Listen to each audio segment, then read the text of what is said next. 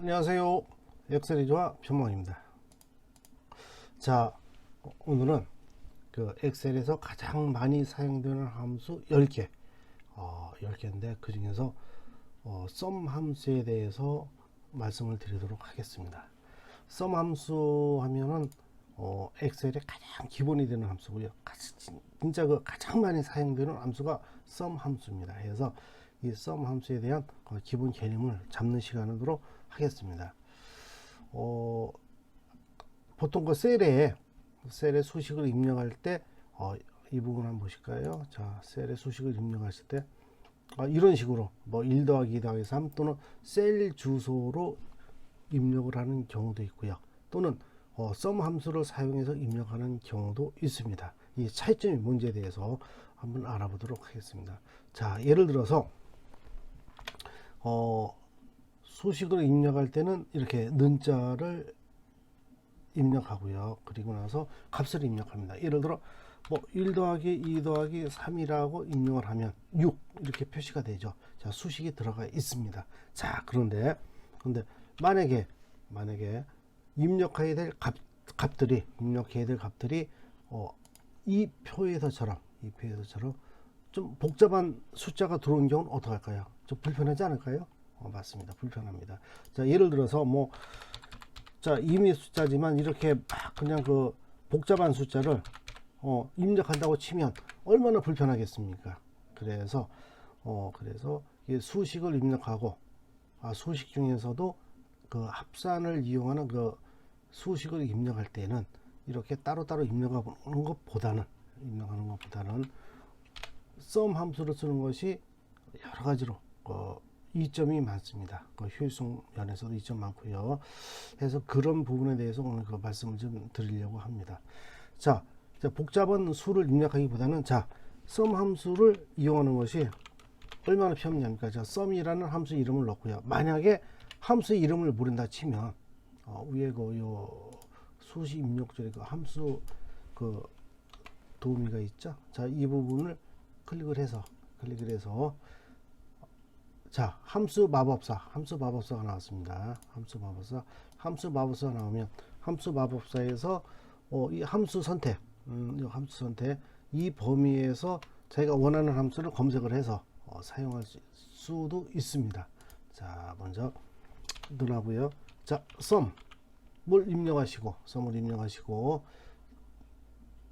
여기 그 함수 마법사를 클릭하게 되면 이렇게 여러 가지 돈말이 나오는데요.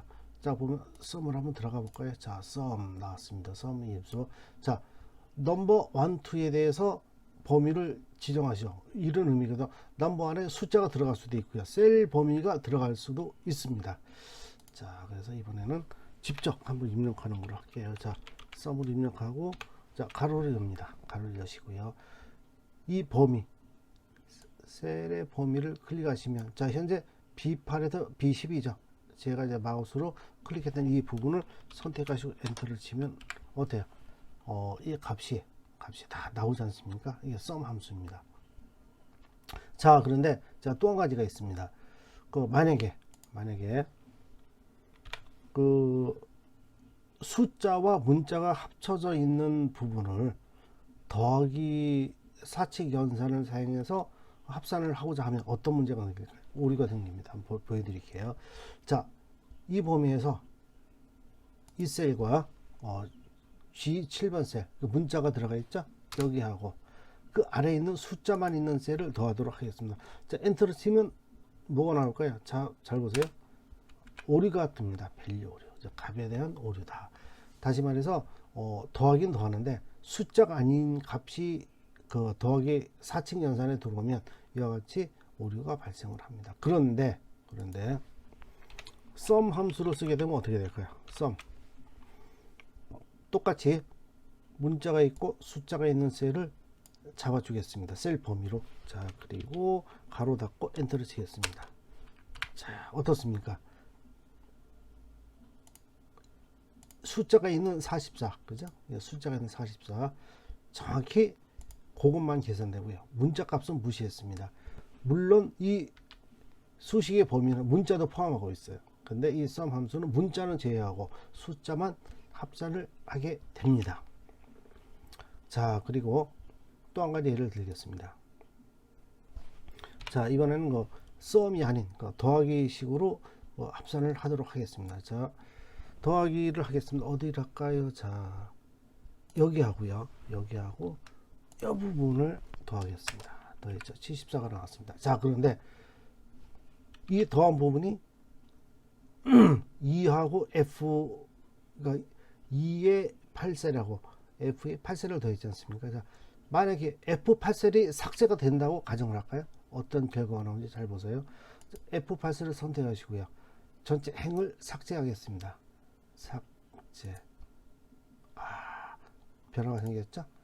수식 입력된 부분이 참조 에러가 났습니다. 이게 샵 RF 참조 에러거든요. 참조가 났습니다.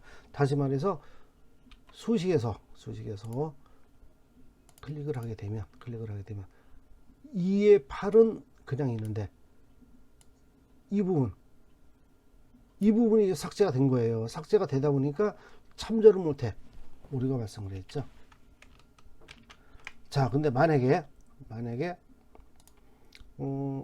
썸으로 하면 어떻게 될까요? 썸으로 한번 해볼까요? 자, 썸 어떻게 똑같이 하겠습니다.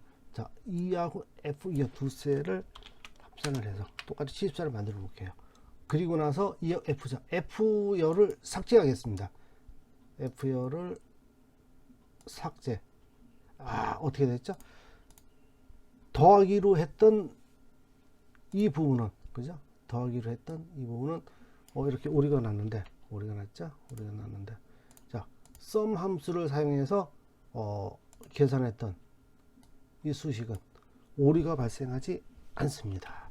바로 이와 같은 차이점이 있어요. 그래서 sum 함수를 사용하게 되면 행이나 열이 삭제가 돼도 업데이트가 돼서 나머지에 남아있는 행과 열의 합을 계속 표시하지만 더하기 4층 연산을 사용한 경우에 그 행이나 열이 삭제가 되면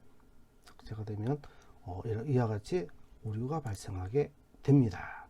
그래서 이 sum 함수에 대해서는 이와 같은 장단점을 잘 아시고 사용하시는 것이 좋을 것 같습니다. 자, 오늘 강의는 여기까지 하겠습니다. 감사합니다.